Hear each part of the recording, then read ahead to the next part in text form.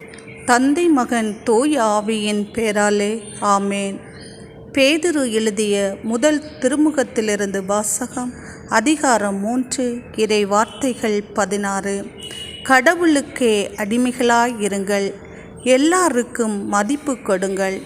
இது ஆண்டவர் வழங்கும் அருள்வாக்கு. இறைவா, உமக்கு நன்றி. அன்பின் பரலோக தகப்பனே, கடந்த நாட்கள் முழுவதும் நீர் எமக்கு செய்த சகல நன்மைகளுக்காகவும், இந்த புதிய வாரத்தில் நீர் எங்கள் ஒவ்வொருவருக்கும் செய்ய போகிற சகல நன்மைகளுக்காகவும் உமக்கு கோடான கோடி நன்றி செலுத்துகிறோம். நாங்கள் உயிர் வாழ்வது உம்மால்தான். உம்முடைய ஆற்றல் பெருசப்பா, உம்முடைய கருணை பெருசப்பா. உமது ஆற்றலும் கருணையும் தான் எங்களை வாழ வைத்து கொண்டிருக்கிறது.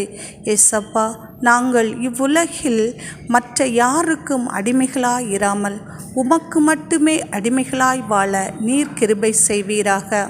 உம்மால் படைக்கப்பட்ட மனிதர்களுக்கு நாங்கள் மதிப்பு கொடுத்து அவர்களையும் உம்மை போன்று ஏசப்பா உம்மால் படைக்கப்பட்டவர்கள் என்ற ஒரு எண்ணத்தை நீர் எங்களுக்குள் ஊற்றுகிற கிருபைகளுக்காக உமக்கு கோடான கோடி நன்றி ஏசப்பா, நன்றி. தேவைகளை சந்திப்பவரே, உமக்கு நன்றி ஏசப்பா, நன்றி. ஆமேன்.